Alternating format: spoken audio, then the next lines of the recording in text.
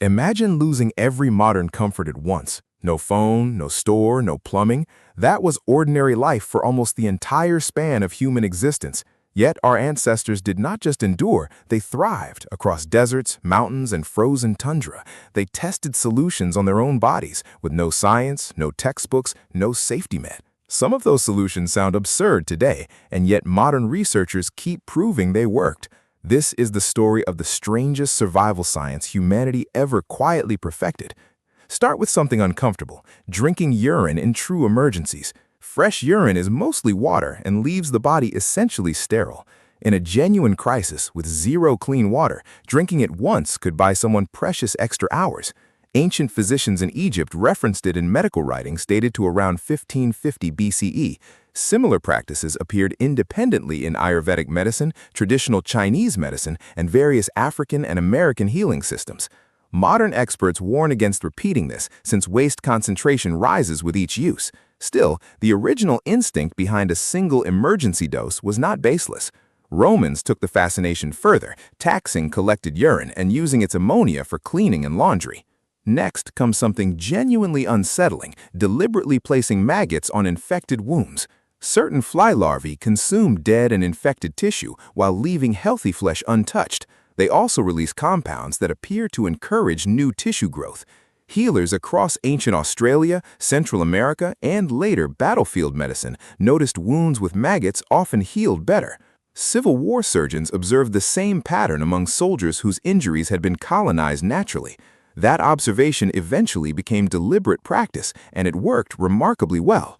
Today, maggot debridement therapy is an approved medical treatment in hospitals worldwide. It now helps treat stubborn wounds resistant to antibiotics, including dangerous infections like MRSA. High in the Andes, Inca healers achieved something that still stuns modern doctors: safe brain surgery. They cooled patients using mountain air, cold water, and sometimes packed snow before operating. That cooling reduced blood flow, numbed pain, and slowed harmful biological processes during surgery. Modern medicine now calls this therapeutic hypothermia, a technique still used in cardiac and brain procedures. Remarkably, Inca skull surgeries called trepanations show survival rates estimated mere 90% in later periods. European surgeons attempting similar skull operations centuries later saw survival rates closer to only 10%. Inca practitioners refined their methods generation after generation, and their skulls show clear evolving improvement over time. They were conducting real science, even without ever naming it that way.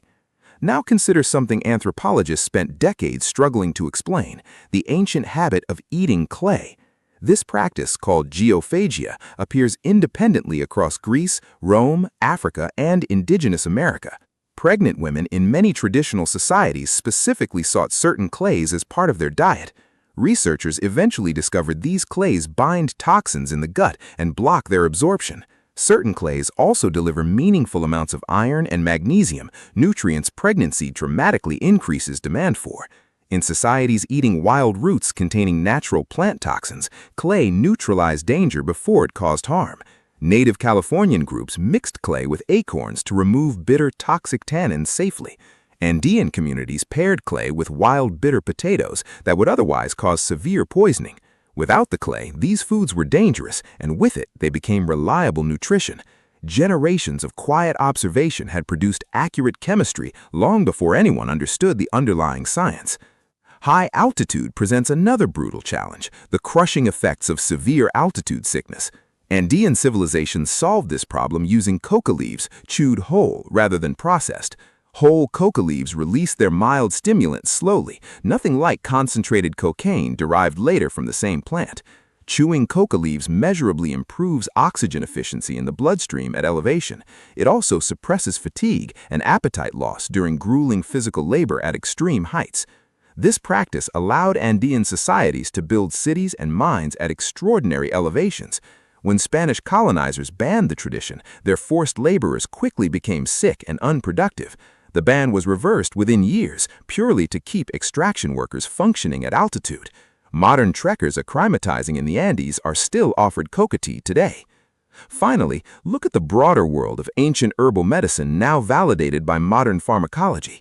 Willow bark tea treated fever and pain across Sumer, Egypt, Greece, Rome, and beyond. Its active compound converts in the body into salicylic acid, the basis of modern aspirin. Every aspirin tablet taken today descends directly from ancient Sumerian medical practice. European folk healers used foxglove to treat swelling, now recognized as heart failure. Its active compounds became digitalis, still prescribed for heart arrhythmias and heart failure today. Indigenous peoples of the Pacific Northwest used Pacific yew bark for generations of traditional healing. Its active compound, paclitaxel, is now a critical modern chemotherapy drug sold as Taxol. None of these people had laboratories, journals, or formal scientific training of any kind. What they had was patient observation, repeated experimentation, and knowledge carried carefully across generations. Try it, survive, and pass the knowledge forward. That was the method for most of history.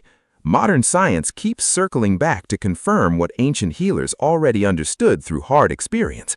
Perhaps the real lesson is not that they were primitive, but that they were relentlessly observant.